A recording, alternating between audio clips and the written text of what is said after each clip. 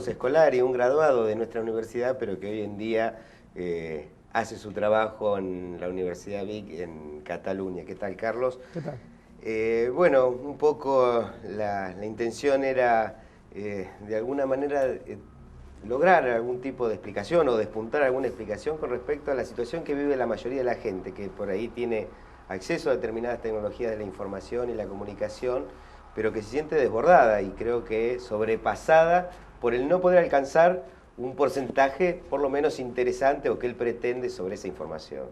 ¿Cómo hacer, digamos, para que estas tecnologías de alguna manera puedan entrar en cuadratura con las necesidades de la gente? Sí, es una pregunta para un Borges, ¿no? Esta idea de la biblioteca, ¿cómo nos movemos en la biblioteca infinita? Bueno, acá hay un concepto interesante que desarrolló un investigador teórico, innovador de Cataluña, que es Alfons Cornella.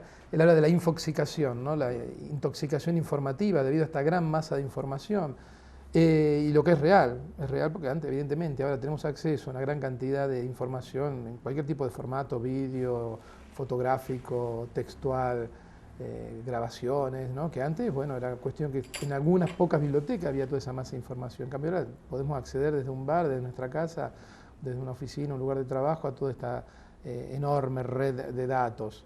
Es un problema que existe, o sea, pasamos de tener una escasez a lo mejor de información o que había que movilizarse físicamente para acceder a ella y ahora la tenemos ahí en la punta de nuestros dedos, como decía el eslogan de una compañía. Yo creo que hay dos actividades para hacer, ¿no? Yo creo que lo que es la alfabetización digital no es solo aprender a usar un programa o a manejar, a enchufar una impresora a un ordenador, a una computadora. Estamos hablando de enseñar también a moverse en estas bases de datos, a jerarquizar la información, a poder filtrarla. Yo creo que es una cosa que, bueno, para las nuevas generaciones sabemos que el uso tecnológico se está aprendiendo sobre todo fuera de la escuela, pero que la escuela debería integrar este tipo de contenido, trabajar estas competencias en las nuevas generaciones, ¿no? A propósito de eso, creo que la mayoría de los docentes de cualquier nivel educativo se encuentran con esa dificultad de alguna manera, encauzar el interés, los hábitos, digamos, digitales de sus alumnos hacia, digamos, algo más ordenado. Ese acceso a la información les permite, digamos, adquirir un montón de conocimientos vía los wikis, por ejemplo, pero donde no hay manera de constatar autoría, fuentes, veracidad. ¿Cómo hacer, digamos, cómo trabajar aquellos que trabajan en la universidad, que trabajan en las escuelas para que de alguna manera sus alumnos puedan tener algún tipo de criterio, algún tipo de sentido crítico sobre esa información que reciben a diario? Sí, sí.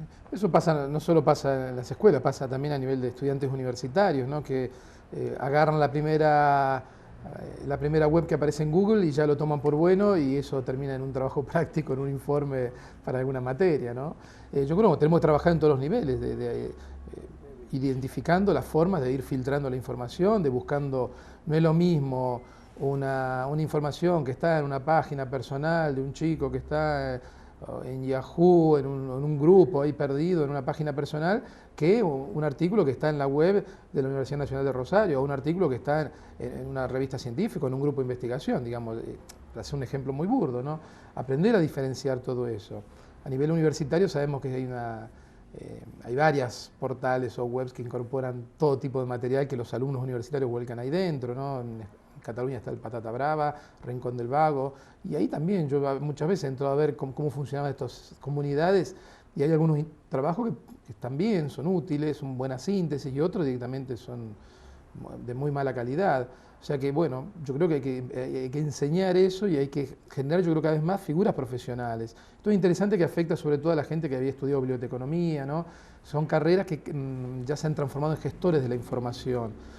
Y son carreras que cada vez más están buscando profesionales de ese campo en Europa. Y es una carrera que tiene pocos alumnos, por ejemplo, porque siempre cuando dice biblioteconomía se piensa que es una carrera, se va a pasar la vida entre telarañas, ¿no? y papel viejo. Y para nada, ¿no? Son expertos en gestión de base de datos.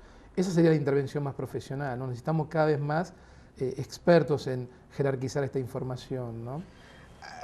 A propósito de eso, indudablemente por ahí en los adultos, en los mayores de 40 sobre todo, genera un rechazo, digamos, hacia esas tecnologías y la falta de comprensión de ese modo de comunicarse. ¿Sí? Es cada vez más común ver los chicos más frente a una pantalla de una PC que frente al televisor, cosa que años atrás era inimaginable. Y ese rechazo hace que cueste, digamos, en determinados sectores, aún de la docencia universitaria o de nivel medio, que acercarse a estas tecnologías por una descalificación. ¿Sí? Es necesario sí o sí hoy en día contar con medios informáticos, ser un conocedor, una persona que habitualmente maneje tecnologías de la información y la comunicación para poder enseñar. En el campo de la educación yo creo que sí, ¿no? Es fundamental para poder aprovechar esos recursos, para incluso trabajar más cerca de la realidad concreta del alumno, ¿no? Me acuerdo hace unos par de meses el Manuel Castells, el sociólogo, publicó un artículo en el diario La Vanguardia en España que fue bastante discutido, hablado, ¿no? Que él decía la escuela para qué, era un poco el título de este artículo, ¿no?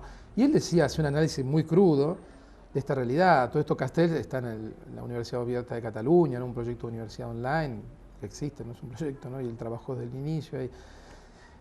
A ver, él decía, la escuela tradicional está muy centrada todavía en el formato tradicional del libro y bueno, ese mundo, ¿no? Es totalmente, o sea, él marcaba la diferencia que hay entre el mundo real de los chicos, de los adolescentes, cuando salen de la escuela y lo que se encuentran dentro de la escuela. Más allá de que en alguna escuela tengan computadora, ¿no? Hay una diferencia, o sea, los chicos salen de la escuela o en los recreos ya con los teléfonos móviles, crean comunidades virtuales, intercambian información y entran, es como entrar en el túnel del tiempo, ¿no? Entran en un entorno donde más allá de los cambios, las transformaciones han sido muy lentas. Y él marcaba esta diferencia, es un chico que se mueve con este tipo de práctica, de discurso, ya creo que se aburre dentro de la escuela, 4 o 5 horas con una dinámica basada en un objeto que es muy útil, el libro, pero algunas cosas ya se pueden trabajar fuera del libro o se puede expandir el libro a través de otras maneras. Digamos, esto no quiero decir que hay que abandonar la enseñanza y el uso de libros. Por lo tanto, yo creo que bueno, va a ser una cuestión generacional. Se habla de nativos inmigrantes digitales, así como hay profesores que somos migrantes digitales y hemos llegado ya de grande a la tecnología y los nativos que ya vienen con esto incorporado. También hay maestros nativos y ya tenemos maestros nativos digitales y tenemos a lo mejor maestros que son migrantes digitales. Yo creo que es un proceso lento, no es tan rápido como muchos se imaginan, como uno quisiera, ¿no? Que fuera una transformación muy rápida, pero yo creo que se está dando y es importante también ahí las políticas públicas para facilitar estos proyectos y estos procesos de desarrollo. Y no me refiero solo al proyecto de, tenemos que poner una computadora en cada escuela, es mucho más que eso, ¿no?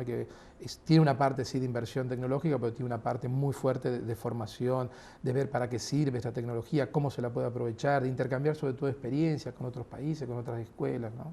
Yo creo que va por ahí.